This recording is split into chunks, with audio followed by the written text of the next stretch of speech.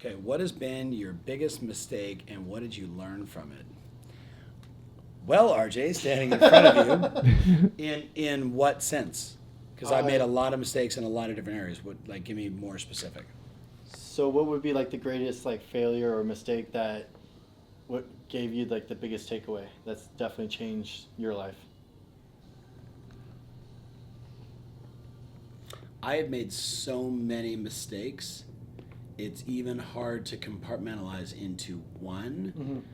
If I had to just take the obvious 2007, 8, 9, 10 market shift, Yeah. like the sort of global economic crisis.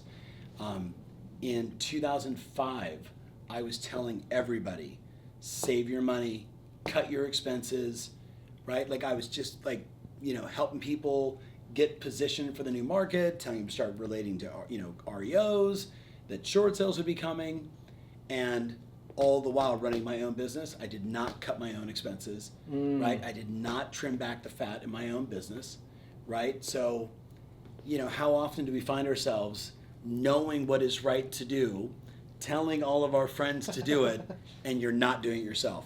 And I would say that was not only embarrassing, but it was awesome. I mean, look, at the end of the day, we took a haircut.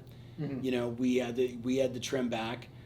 We certainly survived and ultimately thrived from 2009 forward. But like, it's almost embarrassing just saying it, Mm-hmm. right? That you can't do what I did, which is try and save everybody else and not save yourself. Okay. And that's really what I was guilty of. I was literally like, no, we need to double down. We need to tell more people. We need to send more emails. We need to make more phone calls. Like, these people are going to die. Like, it was really bad. Yeah. Like, we was watching bank after bank after bank fold, right? Like, one of the guys at IndyMac called me. He's just like, submit all of your bills. And it was like 4:30 on a Friday. And I'm like, submit all my bills. Like they were sponsoring a bunch of our events. And I'm like, what are you talking about? Submit all the bills. Mm-hmm. He's like, submit all your bills. I'm just telling you right now and get it done before 5 o'clock. It's really important that it's dated before 5 o'clock. And I'm like, you guys are going under today. And literally hung up, called Tina, and just like, how many months have they not paid us? 3? We got 8 more months of events. I'm like, you got to double bill them for the 3, and you got to send, like rebill them for the 3 months that they've missed, and put everything on there. And had I not done that, it was hundreds and hundreds of thousands of dollars that I would have lost, right? And hundreds of thousands of dollars at that time was the difference between making payroll and not making payroll. Mm-hmm. Do you know what I mean? Yeah. So I would say that would probably be a huge one. And if I had to say a personal one, because that was just a CEO blunder on my part, a personal one, I would tell you, when we started the business, right, not having super clear roles and distinctions and decision-making processes between myself and my wife. That we have such a great dynamic between us. She's very numbers oriented. I'm very much big vision. So she's like, let's make payroll, and I'm like, let's take over the world. Yeah. Right? And the balance between that. So what would happen is, there were times that we needed to strike to be effective and grow. Uh-huh. But she was so focused on, we've only got so many eggs in the basket, we can't be wasting those eggs. Yeah. And that's because I didn't clearly say to her, look, how many eggs do we need? That's what is going to sustain us through this market. Yeah. Then what are the investments we're going to make? So just on a personal level, like anybody that's ever had a business partner, in this case my wife, like the mistake was being immature and not knowing how to have those decisions and have those conversations and then create the right structure. And it wasn't only until probably 2008 that I finally figured that out. Yeah.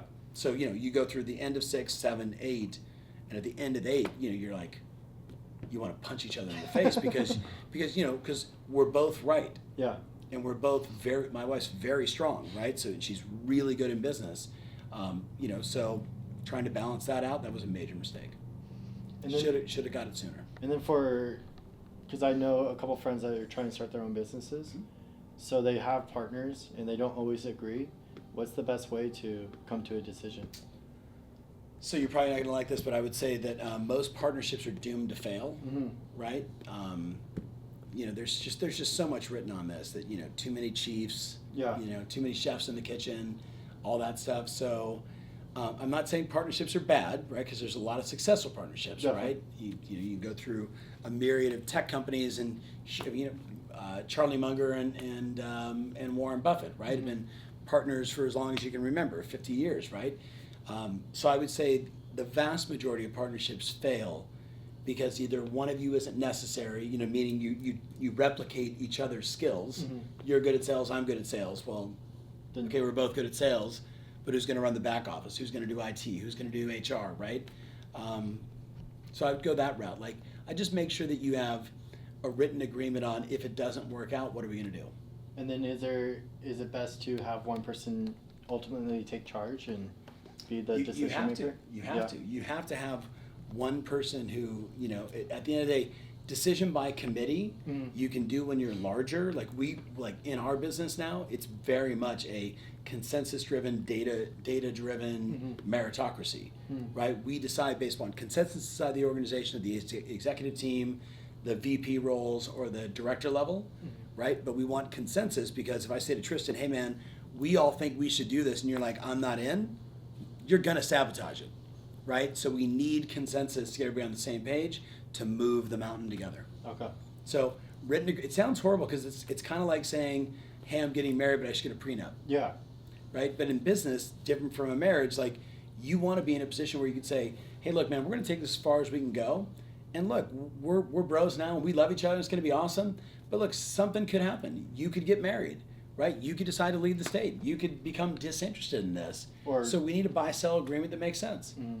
And then what personality type or what person out of the business should be the decision maker? Like, what's the type or what's the avatar for the decision maker? Well, I know that the high D, high I is going to be the one that's going to want to make the decision. But if you look at, like, using DISC as an example, you want some SC. Like Cindy, like our COO, is D with a lot of S and C, not a lot of I.